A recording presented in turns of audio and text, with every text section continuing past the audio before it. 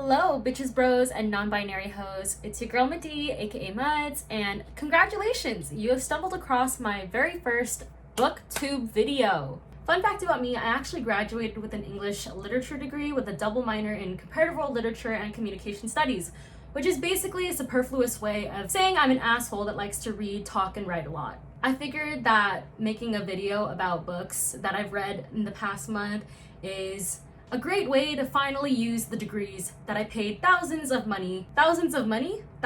dollars for. You know, English is hard sometimes. I think I'm the most qualified person to say something like that. So this month I read 15 books, and I know that sounds impressive, but 8 out of the 15 books were all taking place in the same universe, and most of them were really like Wattpad. 5 minutes later. Wattpad. Now the word sounds fucking weird. Whatever. They're all like rom-coms, basically. I kind of consider those kinds of books the potato chips of literature. Are they good for you? Not really. Do they have any nutritional value? Also no. But are they predictably delicious and never let you down in terms of having a good time? Yes. Also, life sometimes be too hard to be reading things with like substance. Like you're trying to tell me I have to exist and contribute to society and read meaningful things to exercise my brain? Fuck off. By the way, I started keeping track of all the things that I read in a month on Goodreads, so follow me there if you're interested. The way to my heart is through my TBR, not through my DMs. Alright. The first book I read this month was Second First Impressions by Sally Thorne. Second First Impressions follows a 25-year-old woman named Ruthie who works at a retirement home for rich-ass white people, which honestly sounds like my personal hell, but power to her. Ruthie has kind of felt like she's been trapped into working there for years and years. She's also very set in her routine and is often teased by other people for being kind of a grandma. Hashtag ageist. This bitch never goes out, never hangs out with friends, wears grandma cardigans. Honestly, I don't see anything wrong with that. That's like half the people in quarantine, and also it just sounds like she's a typical Virgo to me, but then again, I am also a 24-year-old that does not go out. Kindred spirits, I guess. Needless to say, everything is planned, penciled in, and scheduled into Ruthie's life. Until she meets Teddy, a sexy, tattooed motorcycle menace with long, luscious hair and a body like Chris Evans. That's not how he's described, but that's kind of how I picture him. Not really. Body, yes. Everything else, no. So basically, just his body. When Ruthie first sees Teddy on his motorcycle, she's like, I know something else I want to ride into the sunset, and it's not his motorcycle. Until he accidentally insults her outfit by saying, and I quote, "You look like Tweety Bird's granny." So on Goodreads, I gave this a 3 out of 5 stars, and I think I still stand by this. I love Sally Thorne's writing style, personally. I think she captures that quirky, not like other girls,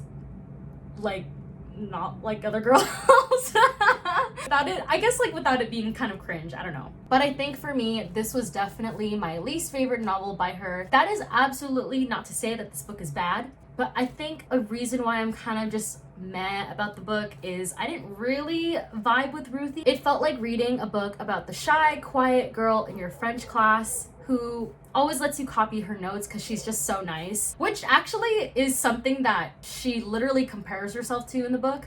She says, "I've helped enough handsome boys with their homework to know that the moment that you get that studio key, the exam is over and I will no longer be required." Which, ouch, bitch, stand up for yourself. Come on, girl. Honestly, the fact that that was my impression of her means that Sally Thorne was doing her job in depicting the character and encapsulating the voice of Ruthie. Ruthie would absolutely be the type of girl that I would love in real life. Protect the cinnamon roll at all times. But reading in her perspective, meh. I will say though, I absolutely adored the side character, Ruthie's best friend, Melanie. And the more I make videos, the more y'all will realize I have this thing called side character syndrome, where I just find myself completely enamored with the best friend or one of the main friend characters in the book, if that makes sense.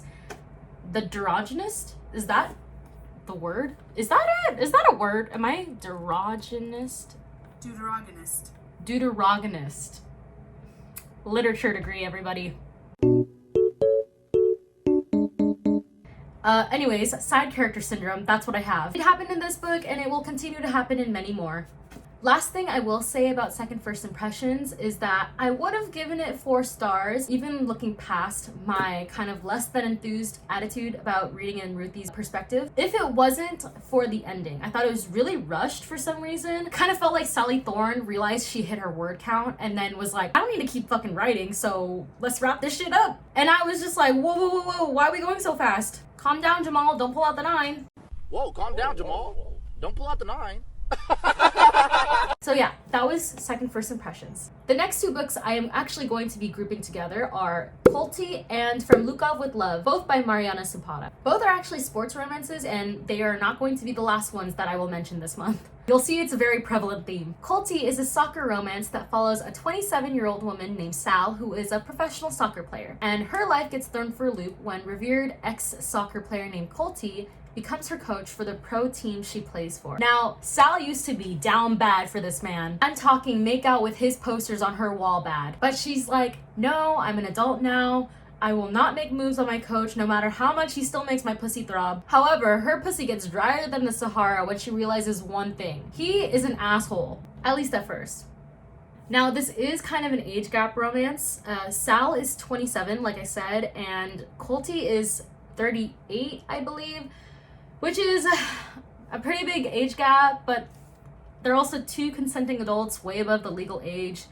So it was easier for me to get past, but I was still kind of weirded out. I don't know, I think that's just a personal problem though. This is how I know I can never have a sugar daddy that is significantly older than me, because I could not get past the fact that when she was 10 years old, he was 21.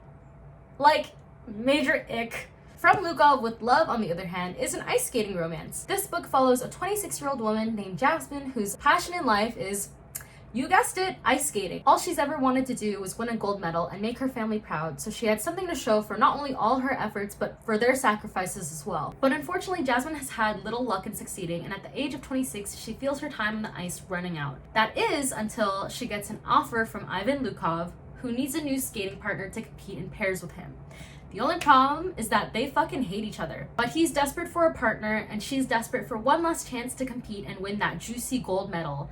So together they share a cesspool of desperation and a common goal. I would like to clarify that 26 is not old by any means, but you can't be a professional athlete forever, as I'm sure everyone knows, before the cartilage between your joints literally disintegrate. Sal also talks about this in Kulti as well. Not only is the job super taxing on the body, as you can imagine, but it's not a sustainable lifestyle. So one thing I really admired about both characters were their work ethics.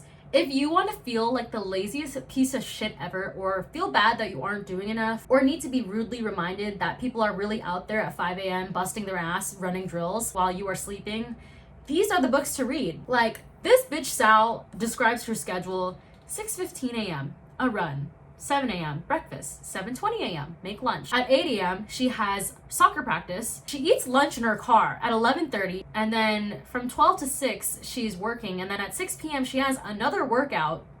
And I was just sitting there reading this in bed like, damn, that's crazy. Couldn't be me. God bless y'all though. Like, imagine having 3 workouts in one day. Back when I was in college, I would call it a success if I didn't keel over and die from the 20 minutes it took to walk from lower campus to upper campus. Shout out to CSULB though. I'd be thinking about that walk from CBA to LA3 sometimes. Thinking, not missing. I personally like Jasmine from With Lukov with Love better as a protagonist. She's very feisty. She's also half Filipina, so you know, gotta support my Asian sisters. I thought Sal was kind of a pushover, and it frustrated me reading that. Although, to be fair, that is something that she addresses in her book, and it's part of her, like, journey. Something else about me that I fucking love are mean girl characters with secret hearts of gold. So like Zoya from the Grishaverse, Courtney from Total Drama Island, Jasmine in this book. I rated both of these books a 3 out of 5, even though I think From Lukov with Love is like a higher 3 and Kulti is a lower 3, if that makes sense. I did truly enjoy the ride of reading both books, but there are a few things that kind of put me off. For one, I felt like the side characters were not nearly as fleshed out as I would like them to be. This happened in both books, but it was way more apparent in Kulti. I feel like the side characters were really just there to make Sal and Kulti interact in some sort of way. They were just fleshed out enough to make sure that you kind of knew they had a personality, but not enough where they were given a plot. Okay, now I'm going to delve into spoiler territory for these two books, so if you don't want to hear the spoilers, click to this time. So one example of the characters not being as fleshed out as I wanted them to be, even though he was kind of important in the beginning, was Sal's brother. Sal's brother is also a professional soccer player, and his vendetta against Kulti is that one time they were playing against each other professionally, and Kulti injured Sal's brother so badly that he like shattered his, I believe it was collarbone, but it was like he broke bones. And it was to a point where Sal's brother was injured so badly that he almost had to stop playing. And it's this whole big deal that the brother hates Kulti. He's like, fuck that guy. Sal, don't fucking talk to him. And honestly, valid. If someone fucked with my brother that way, oh, it's on sight. But that was literally as far as that plot point went. When Sal and Kulti eventually get together, I don't even think that there's a scene where she tells her brother that that happens. Like, he was literally just used as further justification as to why she should stay away from Kulti. The closest it gets is that it's revealed to Kulti that she's the sister of the guy that he injured, and all he literally says is like, oh, wow, you're related to that dumb motherfucker? Like, how anticlimactic. What the fuck?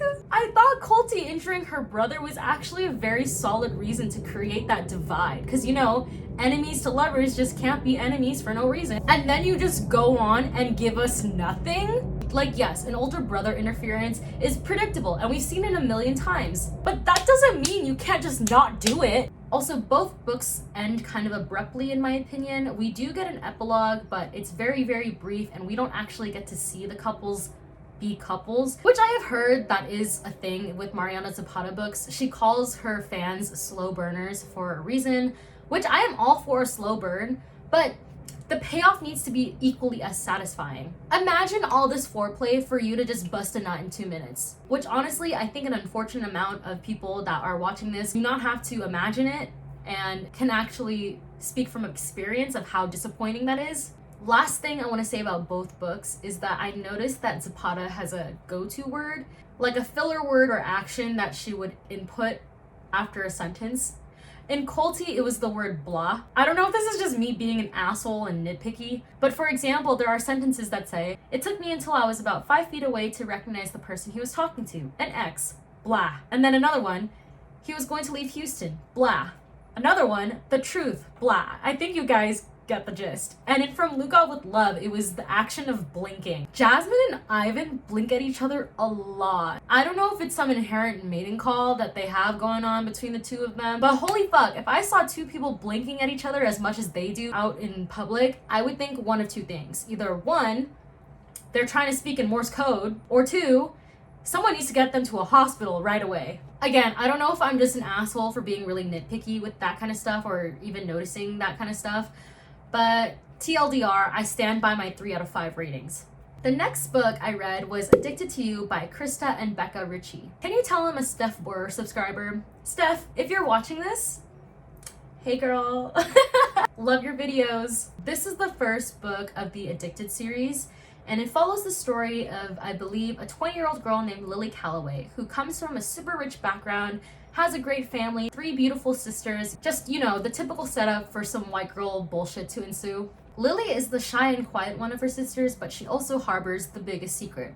She has a sex addiction. It's always the quiet ones, what can I say? Lily has a best friend named Lo, who is also super rich and hot and white, but he also has a secret. He is an alcoholic. Lily and Lo have been pretending to be in a relationship for the past 3 years to not only cover up for, but enable each other's addictions. So while Lo is hiding bottles and bottles of whiskey in locked cabinets, men are flitting in and out of their shared apartment for Lily. I gave this book a 2 out of 5 stars, and that's not to say I hated it or didn't enjoy it, because I actually did. It kind of felt like I was watching a teen angst drama where everyone's really, really hot and wants to fuck each other, like Riverdale or Gossip Girl. If I wanted to watch those shows, I'd watch it, not read it. Now, I do love white people nonsense as much as the next person. I also understand that this is the first book of the Calloway family series, and it's meant to lay down the foregrounds of these relationships and how Lily and Lo's respective addictions have them in a chokehold. I've also never read anything regarding sex addictions before, so that was actually very eye-opening. I think that sex addictions have this stigma of, oh, it's not as immediately destructive or harmful as alcoholism or drug addictions. But the Ritchie sisters did a really good job at highlighting that just because you're not physically consuming something to alter your state of mind does not mean these addictions are very destructive and isolating. Lily's addiction makes her miss out on really important life events and strains her relationships with those closest to her, and how guilty that makes her feel. And then because she's in that low place, she wants to feel good again, so she turns to sex for comfort and thus perpetuates this cycle and makes her repeatedly spiral out of control. And it's the same with Lo too, with his alcoholism. Like I said, this is the first book of the Calloway family series, and if you are interested in reading it, Krista and Becca Ritchie have the suggested reading order on their website. I'll also put a picture here. I do plan on continuing the rest of the series.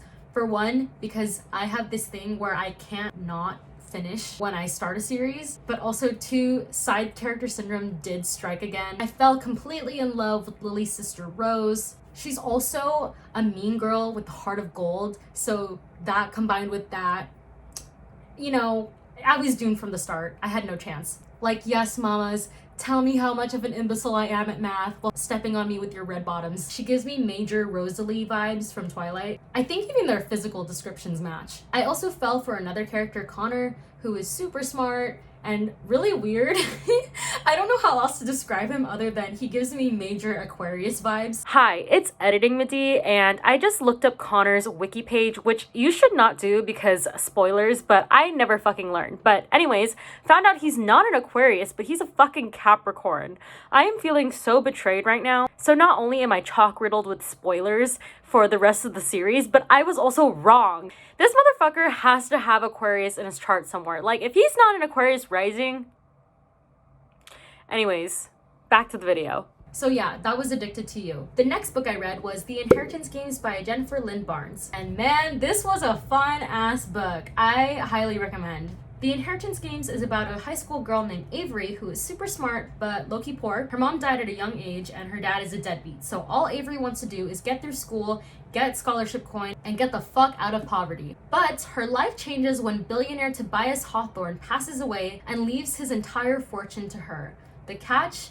She has to live in his mansion, which is filled with secret passageways, mazes, and riddles for one whole year with his grandsons. Obviously, Avery is like, well, I'm gonna live in the fucking mansion. What I liked about her was that she wasn't like, oh, boo-hoo, I have to uproot my whole life and live in a mansion with 4 hot guys and with private cooks and a bowling alley and be served hand on foot. Well, she kind of got like that later, but for justifiable cause. As you can imagine, the other family members are not thrilled at her presence. This motherfucker is rich. He owns an entire football team. That's how rich he is. Imagine Mr. CEO, entrepreneur, Jeffrey Bezos passing his entire fortune to you, a random scrub off the street. One can only dream, right? The book follows Avery and the grandson's attempts to figure out why Tobias seemingly just left his entire estate to her through the clues that he's left behind. I was totally gripped by this book. I thought it was so fun. I was very intrigued by the puzzles and riddles, and it had me like, ooh, how are they gonna figure this one out? I think I would have enjoyed this more if I read this in high school, because let's face it, this is every high school girl's wet dream. Unless you're not like other girls, which power to you, but I want to be in a fucking mansion living it up with private cooks and shit. But I also know I am not this book's target age demographic, so that's just a personal problem. If you're looking for just a really fun YA book that teeters on mystery, romance, and a little bit of thriller, I highly recommend. I need to drink some water for this next part. Okay, this next part of the video is going to cover an entire series and its spin-off series. I read all 8 books of the Briar U and Off Campus series. How many times am I going to say series? These books are all written by Elle Kennedy, and they follow a different guy on the same ice hockey team at Briar University, which is a fictional Ivy League school that the series is set in. Like I said, can you tell I'm a Steph Borer subscriber? Now this is the epitome of the Wattpad-esque romances that I was referring to earlier in the video. Although, as I say that, I will admit I never read Wattpad growing up. Like, yes, I am fanfiction trash, but even as an 11-year-old, I knew that Wattpad was scraping the bottom of the barrel bad. I didn't trust anything with pictures or written in Comic Sans, which still stands to this day. Instead, I frequented fanfiction.net and fictionpress.com because, like I said, I was a very refined 12-year-old. Thank you very much. Just kidding, we don't stand for the elitism here. All jokes aside, I am not going to go through every single one of the synopses of these books because I would shave off my life expectancy by half while trying to edit this video. So I will just give the synopsis of the very first book, the one that started it all, The Deal. The Deal is about a college girl named Hannah Wells who has this huge crush on a boy named Justin in her philosophy class. Problem is, he has no idea she exists, as these books do. One day, a guy named Garrett approaches her. He's failing this said philosophy class and noticed that she got an A on a test that he tanked, so he asks her to tutor him. Also, let it be known that Garrett is hot shit. He is the star ice hockey player for their team, and ice hockey is a huge deal on their campus, even bigger than football. So everybody and his mama knows who he is. After some back and forth, they come to an agreement. Garrett agrees to fake date Hannah so she can get Justin's attention, and in exchange, Hannah will tutor him. I am such a sucker for this type of bullshit. Like, we all know how it's gonna end, but will I still pretend to be shocked when they catch feelings for each other? Yes. Listen, everybody has a part to play in this life. Mine includes egging on unrealistic scenarios and crying when no one wants to fake date me. I rated this 4 out of 5 stars because, you know, I just came here to have a good time, and that's what I got. It was fun getting immersed in this whole Briar U universe and continuing the streak of sports romances this month. It was easy to root for Hannah and Garrett. They were very likable characters, but I will say I don't think they're my favorite couple of the Briar U series. I actually think The Score has my favorite couple, which is the 3rd book in the installment. Not gonna say who the couple is, just in case y'all decide to read the books. But my favorite out of all of them, with Briar U and Off Campus combined, the couple in the play, hands down.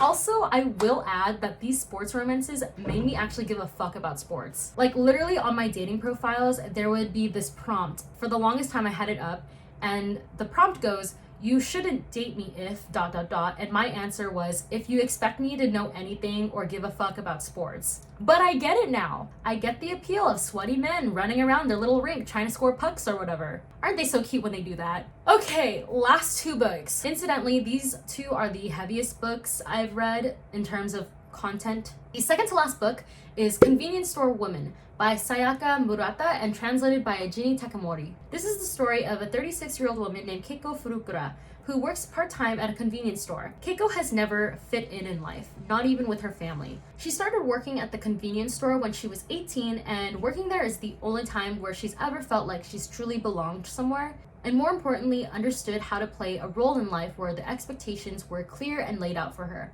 We navigate through Keiko's perspective and how she tries to best mask herself to be normal. But Keiko starts to face increasing pressure from her peers and family to start living up to the expectations of getting a real job and finding a husband.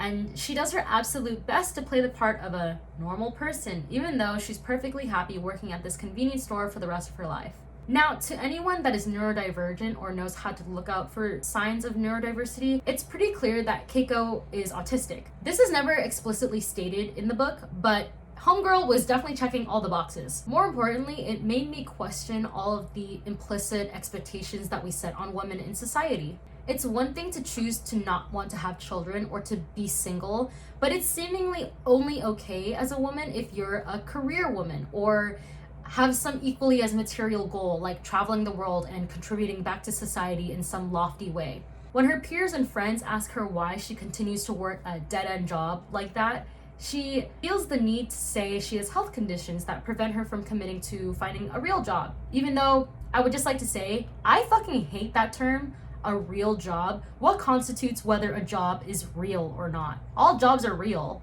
All jobs make money. Anyways, I really related to Keiko's predicament because I also don't know what the fuck I'm doing in life or ever. But does anyone really? I got laid off at the beginning of COVID, and even then I was working as an office administrator, which looked good to other people, but I didn't necessarily enjoy it. I think that's normal for most people that graduate college to work in a job that just kind of looks good, not one that you necessarily enjoy. But it wasn't even a job or industry that I wanted to or could move up in. I would just say to other people, oh yeah, I'm just working here until I figure out what I want to do with my life, like really want to do with my life. And almost everyone would always say, oh yeah, it's a stepping stool job that looks respectable on a resume, it looks good for you, you're still so young, you have time, etc., etc. Well, guess what? It's been over a year and I still don't know what the fuck I'm doing. Like, damn, yes, I'm an unemployed bitch that likes to sit on her ass all day and live with her parents still. And what about it? I was good at it, sure, but more importantly, it was a job that allowed me to mask, like, look, I can do things, I can give back to society, look at me, hee hee. I felt like one of those kids that were playing with the cash register machine but didn't actually know what they were doing. Like, look at me typing on my keyboard acting like I know shit. But on the inside, I was like, bro, I still have no fucking clue as to what I want to do with my life. And what if I never do figure it out? Like, I'm 24, and 24 is still an age where it's okay to still not have it together, but the impending doom is getting closer and closer. You know what I mean? Most people see 30 as like, okay, you should have shit kind of figured out by now. But what happens when I'm 30 and I still don't know what I want to do? Like, is that so bad? Anyway, life crisis aside, I thought it was a very good book, and it was really short too, so I highly recommend. The last book I read in August was a memoir titled Know My Name by Chanel Miller, and this was easily a 5 out of 5 stars. I think everybody should read this book. Known to the world as Emily Doe, Chanel Miller was the woman that Brock Turner sexually assaulted on Stanford campus back in 2015. And if you aren't familiar with the case, the tabloids painted Brock Turner as this young, bright man that was on his way to becoming an Olympic swimmer, as if him being able to swim fast had anything to do with the fact that he raped a woman. Brock Turner was only sentenced 6 months of county jail time, which, by the way, they chip off 1 day off your sentence for every day of good behavior, which is why he only ended up serving 3 months.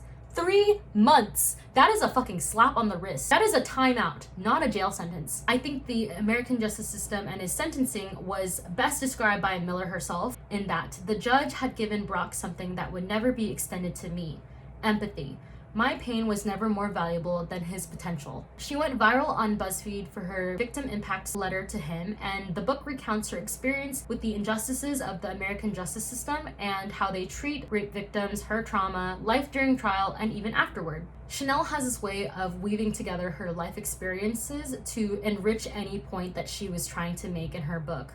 I was able to listen to the audiobook of her narrating through my local library, and you guys, if you have a chance to get your hands on the audiobook version, it is so powerful and emotional, and I cried several times while listening to her read. There are certain times where you can just hear the raw emotion in her voice. I literally have chills right now.